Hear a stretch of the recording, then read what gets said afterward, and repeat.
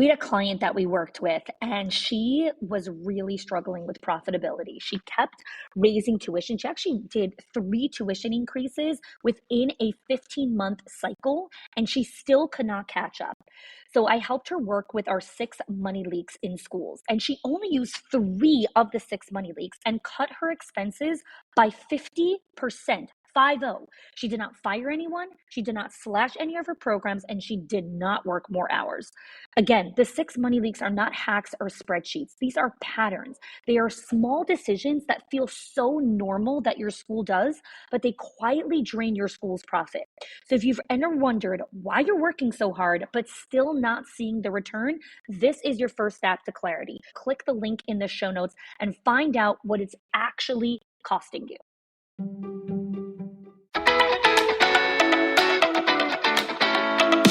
Welcome to the Schools of Excellence podcast, where we have conversations about education, leadership, and building a school of excellence.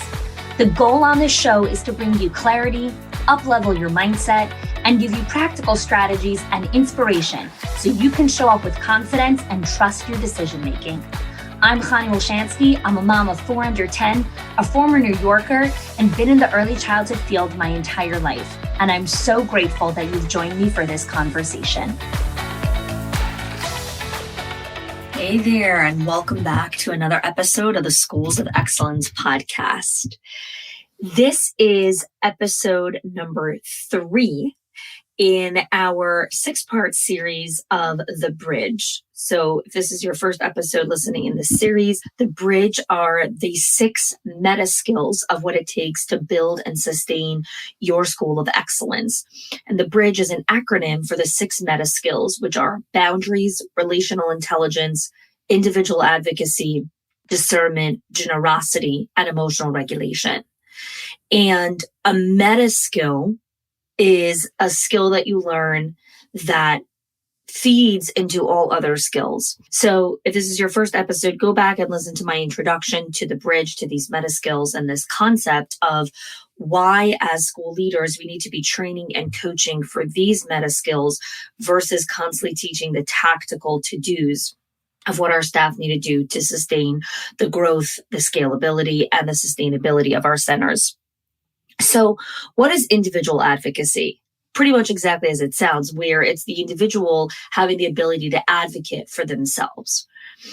Advocacy is a meta skill in schools of excellence because as leaders, you cannot possibly anticipate every single person's needs in the center. Nor is that a good thing, right? Because what it actually does when you're trying to anticipate every single person's needs is it robs people of their own ability to practice their own self-awareness and their own development, right? So when we're constantly anticipating people's needs, we don't allow the person to actually struggle or have any kind of discomfort and recognize, one second, oh, I actually need this because this is not good for me. And so I need to go get this. When you have a team of people that sorely lack in self-awareness and their ability to own their own development, you cannot scale sustainably. You cannot grow the center sustainably because you're the only brain of the center. You're the only person that has the self-awareness of what the team needs, as opposed to individual advocacy when every single person develops the self-awareness of being cognizant of what it is that they need to succeed in their center. The other challenge of not helping your team practice this level of individual advocacy is it actually leads to burnout with the leader. And what do I mean by that? Well, when you're constantly trying to give and you're giving from the place of anticipating everyone's needs, a little bit from a place of people pleasing, but if it's not from a place of people pleasing, it's a place of fear where you have this scarcity mindset of if I don't give them this, they'll leave. And in a world where we are short staffed and we are struggling to find staff, we are anticipating every single need in an attempt to make people happy. The challenge when you are giving in an attempt so that that person is happy, so that they stay and they don't leave you, it's actually not giving, it's actually taking. Why is this taking? Well, I give you this lunch or this bonus or this thing or whatever it is, and now you give me your loyalty. That's emotional horse trading, right? And horse trading is exhausting. It's exhausting. Now, business relationships are not completely altruistic, right? Parenting is an altruistic relationship. You give to the child and you don't expect anything in return. That is pretty much a lot of the definition of parenting, right? It's the transmission of values and giving the child what they need. You're not asking for anything in return. You're the parent, you're the adult. So business is not this altruistic relationship, right? It's business. But there is a component of giving from a place of generosity versus obligation. And we're going to have an episode on generosity because that actually is one of the meta skills. But today we're talking about advocacy. And when you give with this mindset of constantly looking back and saying, okay, am I getting back what I need? It's exhausting because you're carrying around hundreds of invisible invoices. This person owes me this person owes me this person owes me that. And so essentially you're still taking, right? Because you're giving so that I can have the reassurance that you won't leave.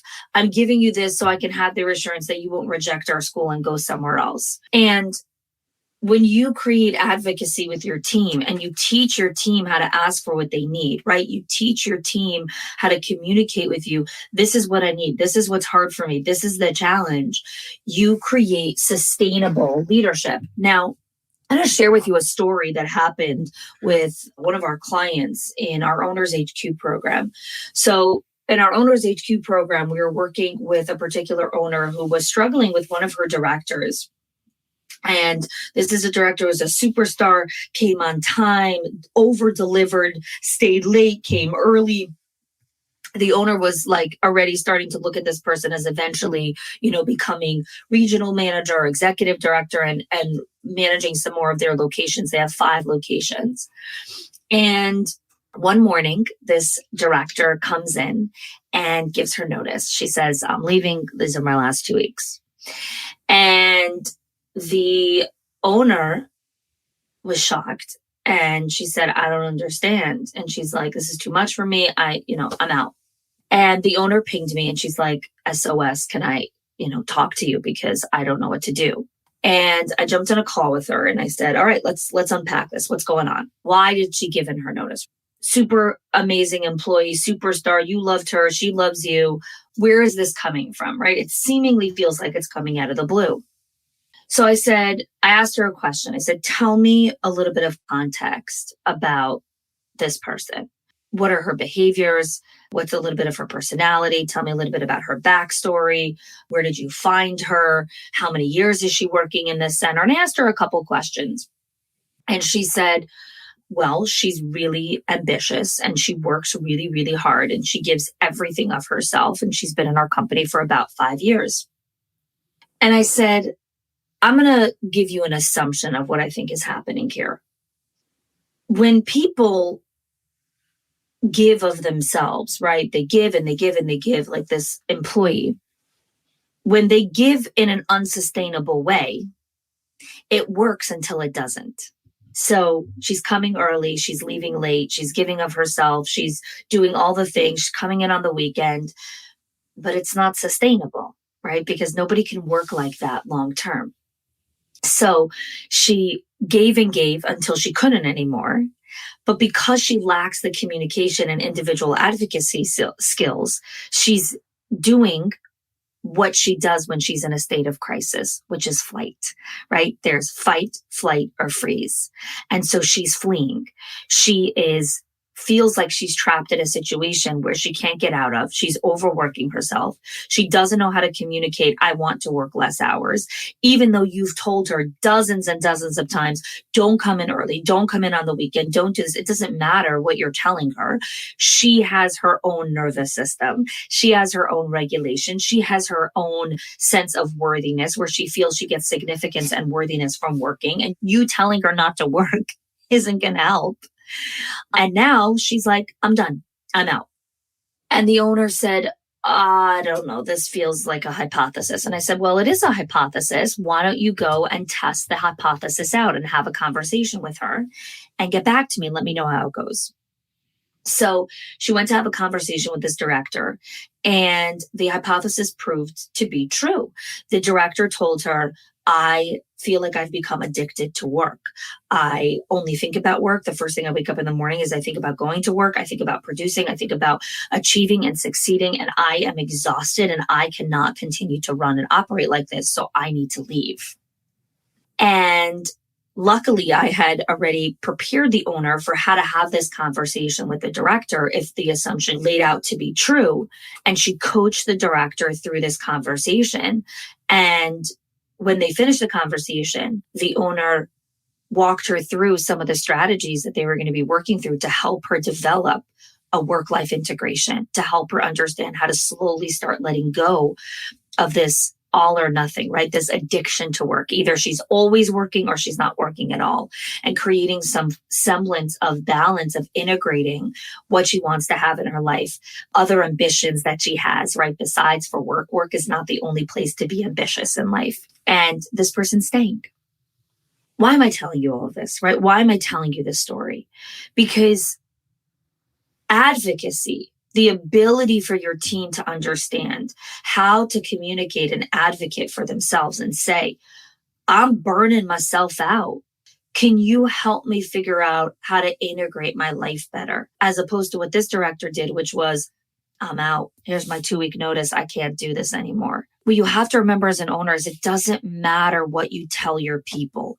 It doesn't matter if you tell them, don't work like this, don't come early, don't do this. It doesn't matter. If a person finds significance and meaning and worthiness from doing those actions, you telling them to stop is not going to get them to stop. Right? It's the equivalent of the wife telling the husband, don't drink, sweetheart, don't smoke, don't do all kinds of shit. It doesn't help. The person has to be ready to make the changes, right? The person has to be ready to make those changes in their life.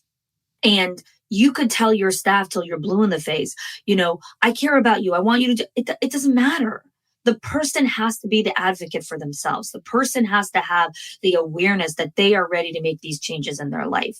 And that's why helping your team practice this meta skill is massively transformational to the way you operate your center. Because another component to remember is, as a leader, you prepare trainings and manuals and SOPs and handbooks, and then life happens. Something gets missed in the handbook, not because you didn't anticipate it or because you didn't think about it, but because, hey, you're human. You can't remember every single freaking thing that goes inside of a handbook. And then now what? You've trained your staff members to follow a process, to follow a system, and they don't know how to advocate for themselves and say, I actually think something's missing from this process. I actually think that, yeah, this system works for everyone, but I actually need something else to make this work for me. Because a big part of advocacy is recognizing that the handbook isn't the only source of information. The SOP isn't the only source of information. You could go to the school leader. You could go to other members of the team, leveraging the team as a source of support through your journey.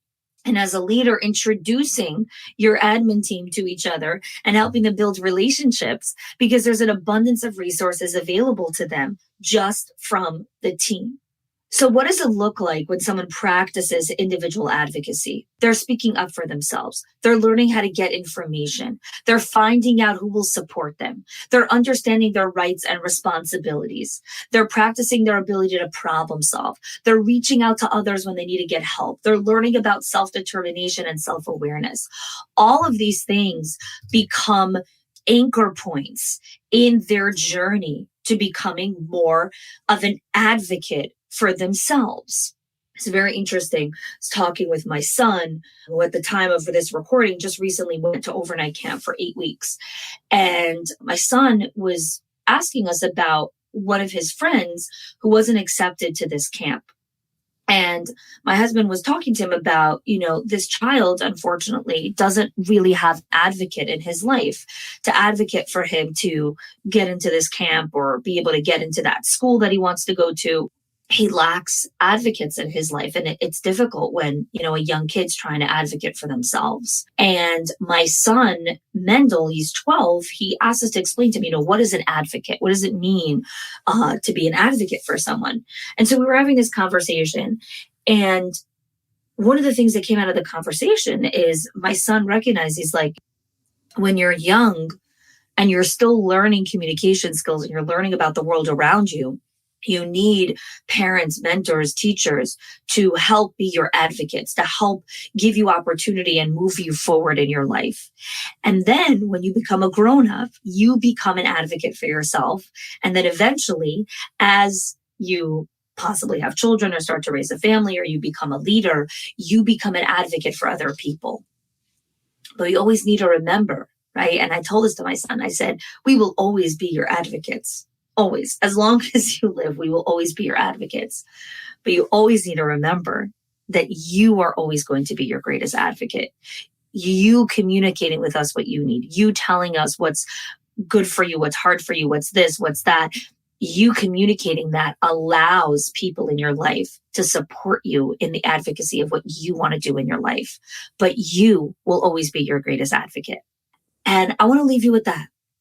You will always be your greatest advocate. And so if you believe that at its core, then supporting your team and helping them be their greatest advocate helps build your school of excellence, helps build the legacy that you want to leave in your center, in your community, with the children, with the families, with everyone. So if this episode connected with you, if it resonated with you, and you're looking for tools on how to train your staff on individual advocacy, you're looking for tools for yourself, how you can learn how to become more of an advocate for yourself, then I really encourage you to check out our Directors in Our Circle, our Owners HQ program. The links are in the show notes. We're taking applications now again. And this is, again, a curated, highly curated community of directors, of owners, and we're helping leaders understand the journey, fall in love with the journey, and become the leaders that they want to be to build and sustain their schools of excellence. Thanks so much for joining today's episode. Next week, we'll be diving into discernment, the fourth meta skill in the bridge concept. If you are loving the Schools of Excellence podcast and have gotten any value out of it for your school, I would love if you can do two things for me. One, subscribe to the show so you never miss an episode. And two, can you please leave us a review? Reviews help other school leaders know that this is the place to learn how to build a school of excellence. And I would be so grateful if you can do that for us. Your help and support makes this show to be able to be listened by the thousands of other school leaders all around the world. Thanks so much for listening, for giving us your time and attention each and every week, and I appreciate that you have joined us.